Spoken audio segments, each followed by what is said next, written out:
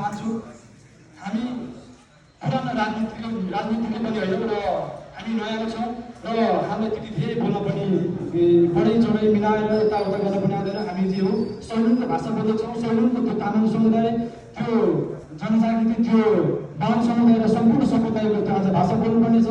हामी त्यति धेरै बुझेर बोल्न, त्यति धेरै मिलाएर शब्द गरेर बोल्न हामी त्यति धेरै राजनीतिको विशेष पनि होइन र त्यसमा हामी विशेषज्ञ पनि छैनौँ। र म विशेष त के भन्न चाहन्छु भने राजनीति भनेको के हो? आज राष्ट्रिय स्वतन्त्र पार्टी जस्तो पार्टीले हामी जस्तो युवालाई, हामी जस्तो स्वतन्त्र व्यक्तिहरूको यो सम्पूर्ण साथीहरूलाई जोड्दै गर्दाखेरि हामीले ल्याएर जोड्दै गएर यसरी कार्यक्रममा सहभागी हुनुपर्छ र राष्ट्रिय स्वतन्त्र पार्टी भनेको चाहिँ यो है हामीले भोलिको दिनमा यसरी कार्यक्रम गर्नुपर्छ भनेर राजनीति गर्नुपर्छ र के को पक्षमा राजनीति गर्ने, कसरी राजनीति गर्ने भनेर सिकाउँदै गर्दाको यो थियो र सम्पूर्ण म जस्तो युवा साथीहरू जोडिनु भएको छ।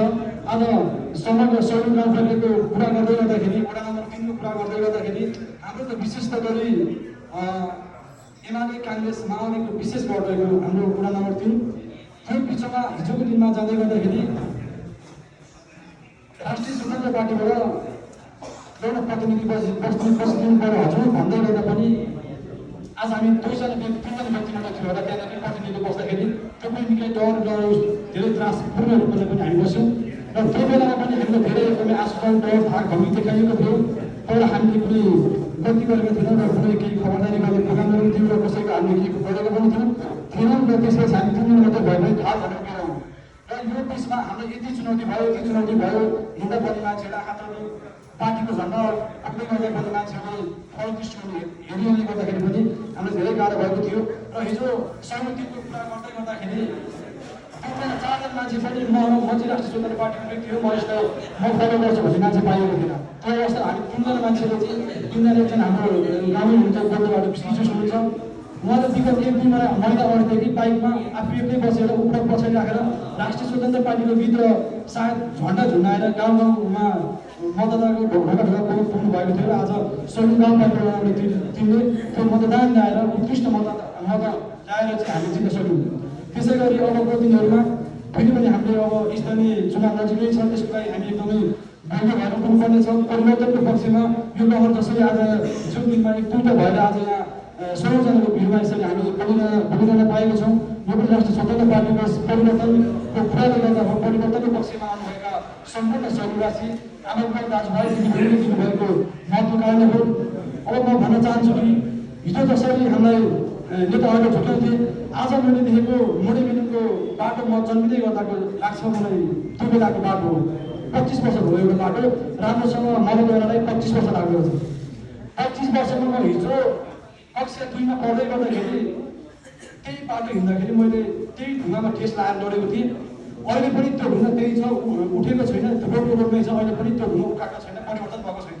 अझै पनि वर्षदेखि कहिले करोड रुपियाँ, कहिले 20 लाख रुपियाँ, कहिले 30 लाख रुपियाँको बजेटको नाममा आएकै गर्छ। तर के अरे त्यो नेताको अलिकति तिग्रा बल्ले भएको पाखुरा बल्ले भएको मान्छेको बुझ्नु मात्र जाँदो रहेछ र अबको दिनमा त्यस्तो नहोस्। हिजो जसरी आज आदरणीय जगदीश खरेलज्यू र आदरणीय स्मृति छेत्रीज्यूलाई जसरी सैलुङ एउटा ढाल बनेर तपाईँहरूको सामु उभिएको छ, जसरी परिवर्तनको पक्षमा तपाईँहरूले ध्यान दिएर हामी हिजो त्यो बलिदान गर्नुहोस् या लड्दै लड्नुहोस्, जसरी आज सैलुङ 1, 2, 3, 4, 5 जसरी एमाले काङ्ग्रेस माओवादीको गठ हराएको छ, त्यसरी तपाईँको अगाडि छाती थापेर यो सैलुङ विवाद लागेको छ। भोलिको दिनमा तपाईँहरूले सैलुङ यदि हिँडिएको खण्डमा भोलिको दिनमा सैलुङ यदि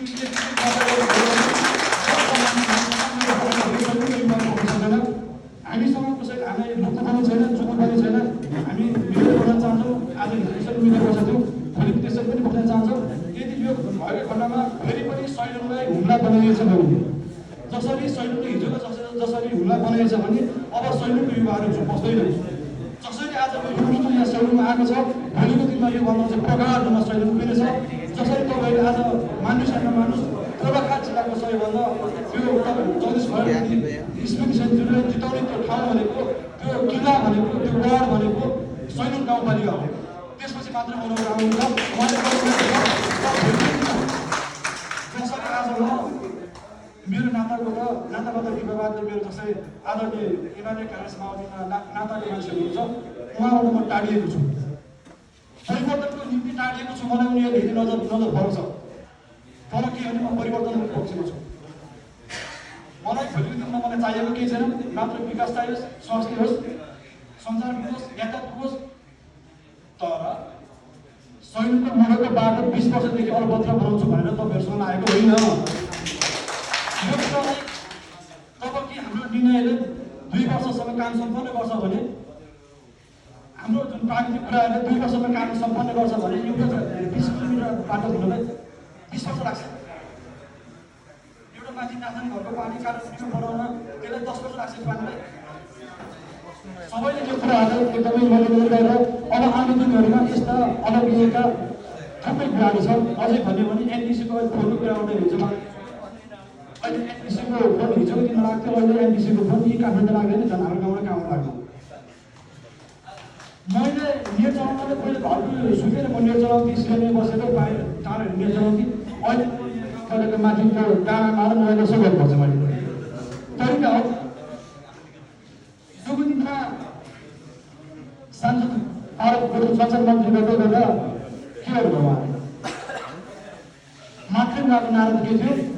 संयुक्त एमाले सूचीकारो के भन्नु हुन्छ?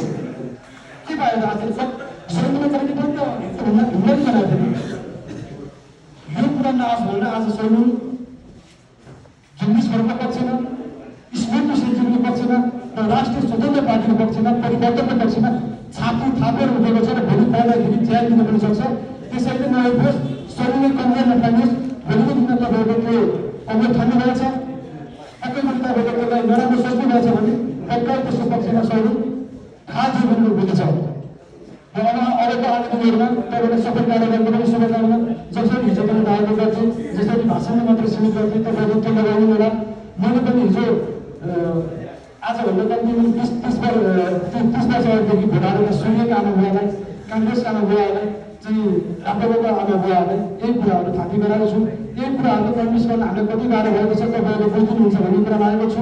अब कुरा होला, अहिले तपाईँहरूले चाहिँ फलानु उसलको चाहिँ पानीको धार ल्याउन नसक्नु होला, फलानु रामबाबुको घरमा चाहिँ रोड ल्याउन नसक्नु होला। तर समग्र शैलीको विषय के छ त्यसलाई उजागर गर्नु होला। र यति भन्दै म